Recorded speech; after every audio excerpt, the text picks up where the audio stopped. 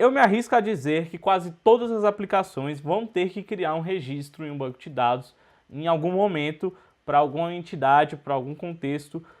Muito provavelmente vai ter que salvar dados num banco de dados. E é aí que entra a ação create do CRUD. No vídeo anterior, a gente viu como criar um CRUD básico utilizando os recursos do Rails. A gente viu como fazer isso com o Scaffold. Agora, a gente vai apagar essa estrutura criada pelo Scaffold para a gente criar ela do zero, para vocês verem que não é nenhum bicho de 7 cabeças reconstruir, criar uma aplicação, um CRUD do zero utilizando o Rails. Então, o comando que a gente tinha para criar o Scaffold era o railsg scaffold, o nome da model e os atributos aqui. No caso de usuário, a gente assumiu o nome e e-mail como atributos. Para apagar a estrutura do Scaffold, ao invés de gerar a estrutura do Scaffold, a gente troca o G pelo D, de destroy. Então, tanto faz usar o destroy quanto só o D.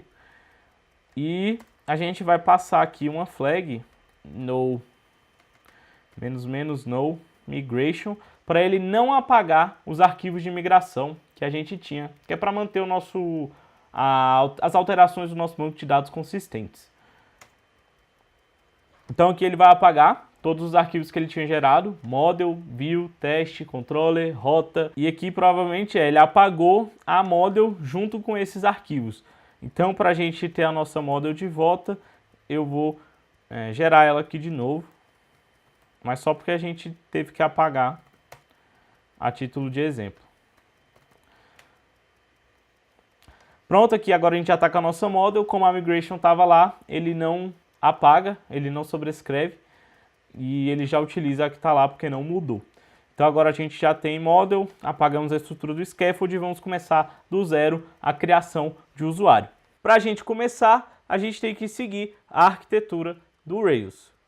E o começo de tudo é a rota. Então o primeiro passo é a gente definir a rota que vai receber requisição para criar usuários nessa nossa aplicação, nesse nosso Facebook de exemplo. Como a gente está criando um usuário, a gente está enviando dados para o servidor, a gente usa o método POST do HTTP. Ou seja, a gente vai criar uma rota para responder, caso for feita uma requisição POST para a rota /usuários, a gente manda essa requisição para a ação create da controller de usuário. E falando isso no Rails, é só a gente escrever quase desse jeito que eu falei aqui dentro desse bloco. A gente vai escrever assim, essa é a sintaxe do arquivo de rotas do Rails. Se for um post na rota /usuários, direciona essa requisição para controller de usuário, no plural, hashtag na ação create. Isso aqui o Rails entende como uma rota. Para ver se deu certo, salva o arquivo, vai lá no terminal e roda o Rails routes. A sua rota tem que aparecer aqui. Se ela está listada aqui é porque você escreveu certo e a rota já está criada. E está aqui, ó. Se for um post na URL /usuários, manda para controller de usuário na ação create. Voltando para a arquitetura MVC do Rails, a gente começou pelo router. O router vai direcionar, vai repassar uma requisição que chegar lá com base na tabela de rotas para uma controller. Então o próximo passo é a gente criar a nossa controller. Uma controller no Rails nada mais é do que uma classe Ruby que herda da classe Application Controller, que é essa classe aqui. Então todas as nossas controllers vão herdar dessa classe Application Controller para o Rails entender que essa classe é uma controller. Então tem dois jeitos de criar uma controller. Você pode criar aqui na mão, cria uma classe usuários controller. O nome da controller é no plural. Isso é uma convenção do Rails. E essa classe ela vai herdar de Application Controller. Vou salvar o arquivo. O arquivo ele tem que estar no mesmo nome da classe. Só que a diferença é que a gente separa no nome do arquivo com underline e no nome da classe a gente coloca a próxima letra aqui maiúscula. Então essa aqui é a nossa controller de usuário, por herdar da application controller, que é uma classe que o próprio Rails gera, que herda de outra controller. O Rails entende que esse arquivo que a gente criou, essa classe, é uma controller e ela vai poder receber requisições. E como a gente está criando a ação create, eu vou criar aqui a nossa ação create. Uma ação numa controller nada mais é do que um método nessa controller, ou seja, uma função aqui dentro dessa classe, dessa controller. Aqui dentro do create a gente vai colocar a lógica necessária para criar um usuário nessa aplicação. Lembrando da nossa modelagem, a gente definiu que um usuário para a gente é algo que tem um nome e um e-mail, só isso.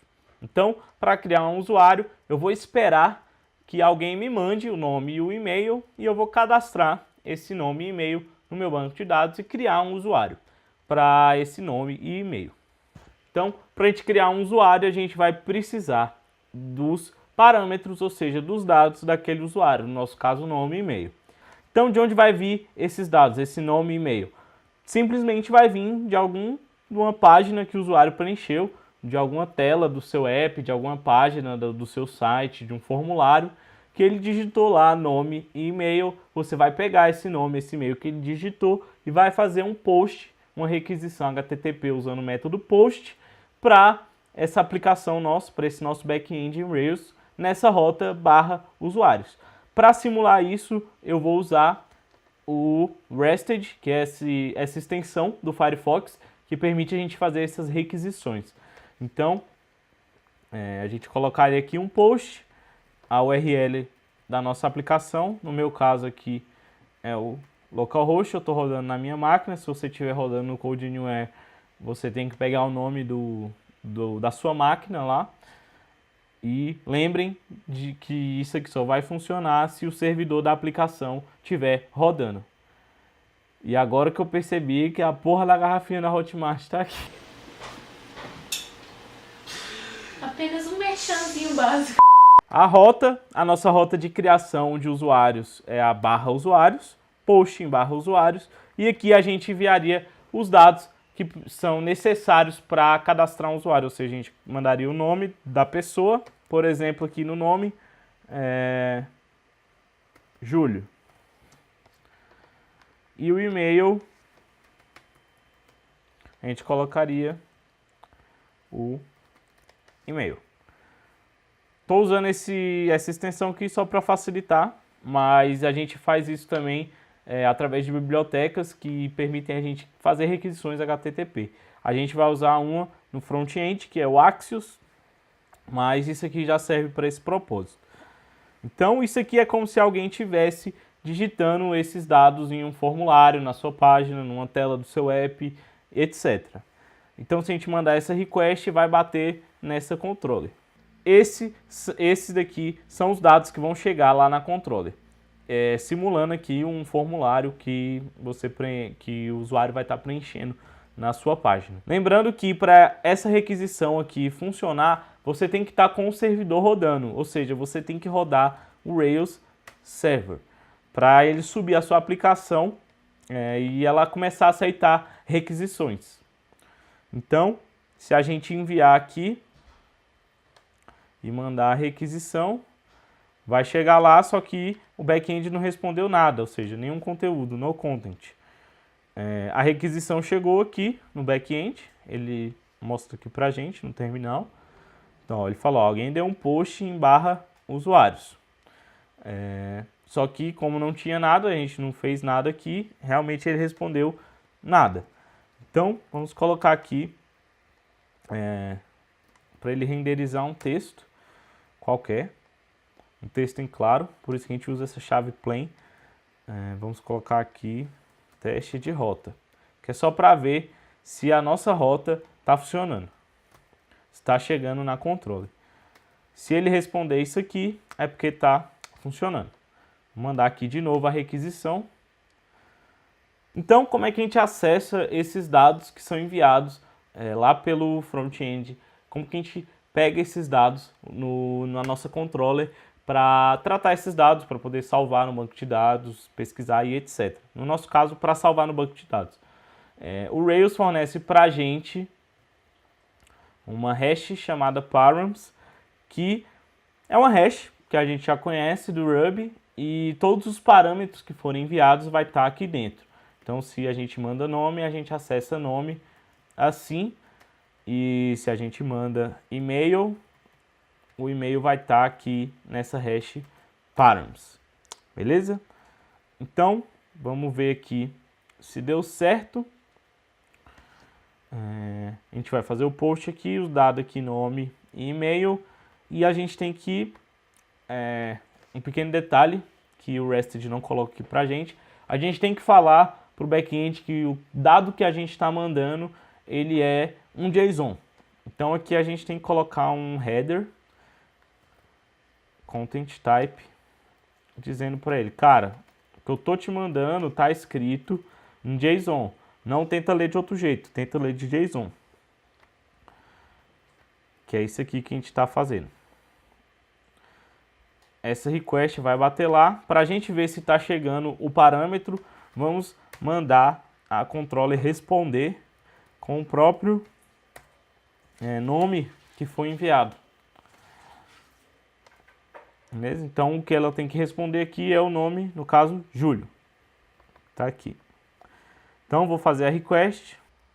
Então, eu fiz a request aqui.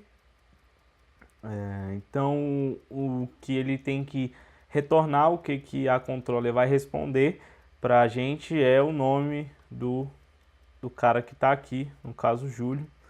Então, funcionou. Os parâmetros estão pegando os parâmetros que a gente está enviando. Agora que a gente tem os dados do usuário que foram enviados lá do front-end, o nome e o e-mail, agora só falta a gente criar esse usuário no nosso banco de dados. Para fazer isso, a gente usa as models, ou seja, a controller aqui vai chamar a model de usuário e vai criar, tem duas formas de criar esse dado aqui no banco de dados. Uma é criando um objeto, criar aqui o usuário, com um objeto Ruby mesmo, utilizando a model de usuário, passando o nome que veio como parâmetro e o e-mail que também veio como parâmetro. Isso aqui cria um objeto do tipo usuário dessa model, só que isso aqui não salva no banco de dados. Para salvar no banco de dados, a gente tem que chamar o método save. A partir desse momento, esse usuário foi realmente cadastrado no banco de dados e a gente pode avisar para o front-end que deu tudo certo. E a gente pode fazer isso assim aqui no Rails. A gente dá um head, que ele só vai dar uma resposta com status, ou seja, não tem texto, não tem dado, não tem nada, é só o status, que é created, ou seja, esse usuário foi criado, ponto. Não tem mais nada para eu te devolver, te responder. E a outra forma é, ao invés de criar um objeto do tipo usuário e salvar, é criar diretamente no banco de dados, que o Rails permite isso também com o método create, ou seja, é só trocar o new pelo create que ele já vai criar o objeto do tipo usuário, da model usuário, e vai salvar também no banco de dados um usuário com esses dados. E isso aqui já é um endpoint que funciona, que cadastra o usuário, que aceita uma requisição com nome e e-mail e cadastra um usuário no banco de dados. Essas 4 linhas aqui que a gente escreveu já faz tudo isso pra gente, cadastra um usuário no banco de dados. Esse é o Create. Claro que dá pra gente melhorar algumas coisas aqui, mas na essência é isso, só isso que a gente precisa para criar usuários. Para melhorar um pouquinho, a gente poderia devolver um JSON com os dados do usuário que acabou de ser cadastrado. Para isso a gente só precisaria salvar aqui numa variável um usuário, criar uma view de usuários. Aqui na pasta de views a gente cria uma view para responder isso para a gente. Geralmente a view que monta os dados de um objeto específico é a view de show. Então a gente cria aqui um show.json. JBuilder, salvo aqui, e ao invés de dar um head created, a gente usa um render show, que é para ele renderizar a view de nome show, que é essa que a gente acabou de criar, com o status created, beleza? Então, dessa forma que a gente vai mostrar os dados do usuário que acabou de ser cadastrado. Só que no Rails, para a view ter acesso a um dado que está na controller, a gente tem que usar o arroba aqui, ou seja, todas as variáveis de instância que tiver numa controller vai estar disponível na view. Ou seja, tudo que a gente tiver com o arroba aqui dentro de um método de um controller vai estar disponível para a gente aqui na view. E aqui a gente só montaria o nosso JSON. Isso aqui é a sintaxe do JBuilder, não precisa se preocupar com isso. Qualquer coisa é só pesquisar também na documentação do JBuilder. Mas a gente pode usar o método extract, que ele vai pegar esse objeto usuário e vai tirar os atributos ID, nome e e-mail desse usuário para a gente e vai montar um JSON com isso. Então, vamos aqui criar o nosso usuário Júlio de verdade agora. Os parâmetros são o mesmo, então eu só vou refazer a requisição. Então, o Júlio foi realmente criado na nossa aplicação. O backend respondeu com created, status created, que é o código 201 no HTTP. E aqui ele devolveu um JSON com os dados do usuário que acabou de ser cadastrado. Então ele criou um ID aqui para ele, que é o 4, o nome foi o que a gente passou aqui, e o e-mail também foi o que a gente passou como parâmetro. Então essa aqui é a essência de uma criação de usuários utilizando a arquitetura do Rails. A gente criamos a rota para aceitar a requisição post, que vai direcionar para essa controller nessa ação create. Essa ação vai pegar os parâmetros que veio na requisição, vai criar um usuário com esses parâmetros e vai renderizar, vai mandar a view montar um JSON de resposta com os dados desse usuário que acabou de ser criado para poder responder para quem fez a requisição. É isso por agora. No próximo vídeo a gente vai ver a próxima letra do CRUD, o R. Então, até a próxima.